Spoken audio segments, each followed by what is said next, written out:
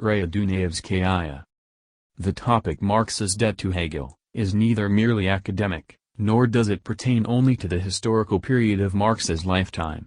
From the Hungarian revolts to the African revolutions, from the student demonstrators in Japan to the Negro Revolution in the U.S., the struggle for freedom has transformed reality and pulled Hegelian dialectics out of the academic halls and philosophy books onto the living stage of history. It is true that this transformation of Hegel into a contemporary has been via Marx. It is no accident, however, that Russian communism's attack on Marx has been via Hegel.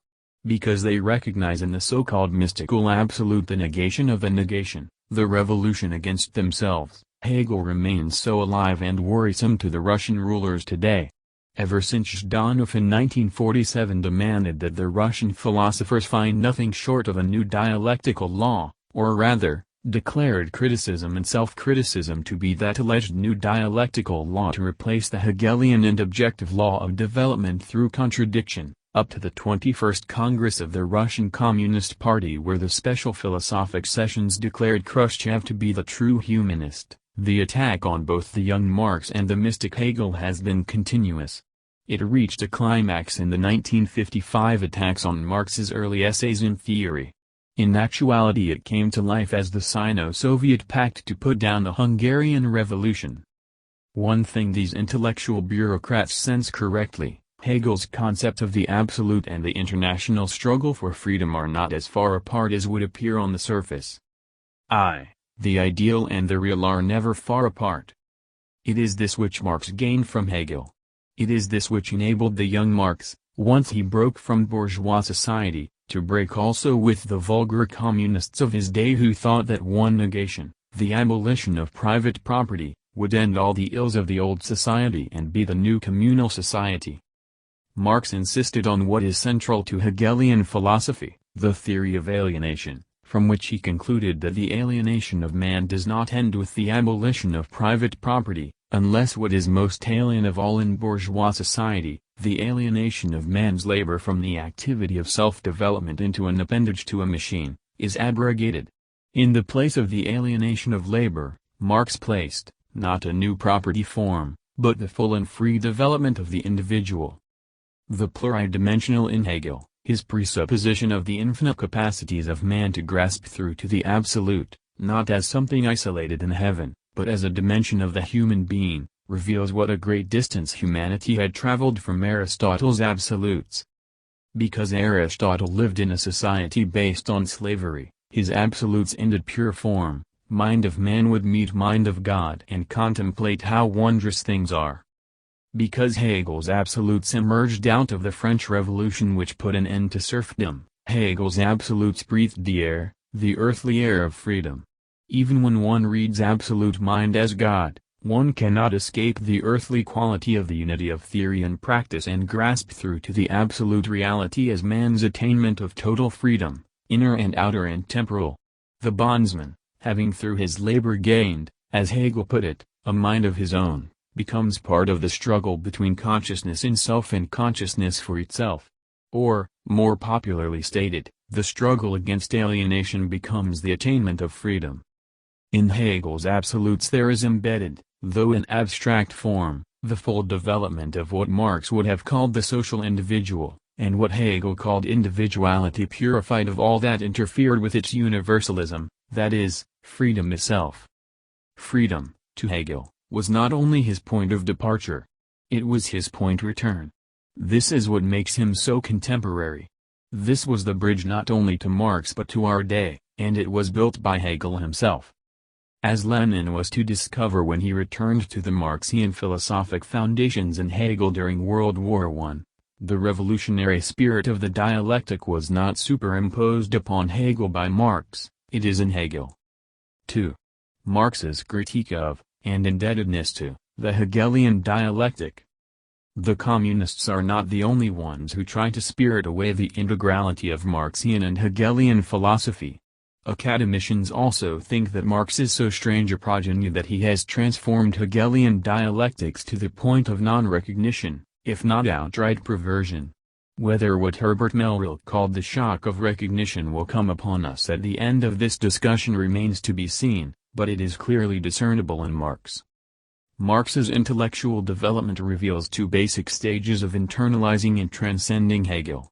The first took place during the period of his break with the young Hegelians, and thrusts at them the accusation that they were dehumanizing the idea. It was the period when they wrote both his criticism of the Hegelian philosophy of right, and the critique of the Hegelian dialectic. There was nothing mechanical about Marx's new materialist outlook. Social existence determines consciousness, but it is not a confining wall that prevents one sensing and even seeing the elements of the new society. In Hegel, too, not only continuity as relation between past and present, but as attraction exerted by the future on the present, and by the whole, even when it does not yet exist, on its parts, is the mainspring of the dialectic. It helped the young Marx to found a new stage of world consciousness of the proletariat, in seeing that the material base was not what Marx called vulgar, but, on the contrary, released the subject striving to remake the world. Marx was not one to forget his intellectual indebtedness either to classical political economy or philosophy. Although he had transformed both into a new world outlook, rooted solidly in the actual struggles of the day, the sources remained the law of value of Smith and Ricardo, and Hegelian dialectics. Of course, Marx criticized Hegel sharply for treating objective history as if that were the development of some world spirit, and analyzing self-development of mind as if ideas floated somewhere between heaven and earth, as if the brain was not in the head of the body of man living in a certain environment and at a specific historic period. Indeed, Hegel himself would be incomprehensible if we did not keep in front of our minds the historic period in which he lived, that of the French Revolution and Napoleon. And, no matter how abstract the language, Hegel indeed had his finger on the pulse of human history. Marx's critique of the Hegelian dialectic is at the same time a critique of the materialist critics of Hegel, including Feuerbach, who had treated the negation of the negation only as the contradiction of philosophy with itself. Marx reveals, contrariwise, that principle to be the expression of the movement of history itself, albeit in abstract form. Marx had finished, or rather, broken off his critique of the Hegelian dialectic, just as he reached absolute mind. Marx's rediscovery of the absolute came out of the concrete development of the class struggles under capitalism, which split the absolute into two. The unemployed army, which Marx called the general absolute law of capitalist development, the reserve army of unemployed. That was the negative element that would cause its collapse. The new forces and passions, the positive element in that negative, which made the workers the gravediggers of the old society, and the creators of the new. It is here, in the second stage of Marx's relation to the Hegelian dialectic, that Marx fully transcended Hegel. The split in the philosophic category of the absolute into two, like the split of the economic category of labor into labor as activity and labor power as commodity, forged new weapons of comprehension. It enabled Marx to make a leap in thought to correspond to the new, the creative activity of the workers in establishing a society on totally new foundations which would, once and for all, abolish the division between mental and manual labor and unfold the full potentialities of man, a truly new human dimension. 3. The human dimension. Of course, it is true that Hegel worked out all the contradictions in thought alone, while in life all contradictions remained, multiplied, intensified. Of course, where the class struggle did not abolish contradictions, those contradictions plagued not only the economy, but its thinkers. Of course, Marx wrote, that beginning with the first capitalist crisis, the ideologists turned into prize fighters for capitalism. But, first and foremost, Marx did not separate ideology and economics as if the latter were the only fundamental, and the former nothing but show. Marx maintains that they are both as real as life. Throughout his greatest theoretic work, Capital, Marx castigates the fetishism of commodities not only because relations of men at production appear as things, but especially because human relations under capitalism are so perverse that that is not appearance, that is indeed what they really are. Machine is master of man, not man of machine. Marx's main point was that the driving force of the dialectic was man himself, not just his thought, but the whole of man, beginning with the alienated man at the point of production, and that, whereas bourgeois ideologists, because of their place in production, have a false consciousness because they must defend the status quo and are prisoners of the fetishism of commodities, the proletarian, because of his place in production, is the negative principle driving to a resolution of contradictions. In the history of philosophy, Hegel had written, "It is not so much from as through slavery that man acquired freedom." Again we see that praxis was not Marx's discovery, but Hegel's. What Marx did was to designate practice as the class struggle activity of the proletariat. In Hegel's theory, too, praxis stands higher than the ideal of cognition because it has not only the dignity of the universal but is the simply actual. It is true that Hegel himself threw a mystical veil over his philosophy by treating it as a closed ontological system. But it would be a complete misreading of Hegel's philosophy were we to think that his absolute is either a mere reflection of the separation between philosopher and the world of material production, or that his absolute is the empty absolute of pure or intellectual intuition of the subjective idealists from Fichte through Jacobi to Schelling, whose type of bare unity of subject and object, as Professor Bailey has so brilliantly phrased it, possessed objectivity at the price of being inarticulate. Whether, as with Hegel, Christianity is taken as the point of departure, or whether, as with Marx, the point of departure is the material condition for freedom created by the Industrial Revolution, the essential element is self-evident: man has to fight to gain freedom, thereby is revealed the negative character of modern society. Now the principle of negativity was not Marx's discovery, he simply named it the living worker. The discovery of the principle was Hegel's.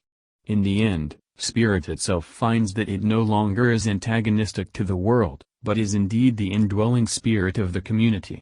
As Hegel put it in his early writings, the absolute moral totality is nothing else than a people. And, the people who receive such an element as a natural principle have the mission of applying it.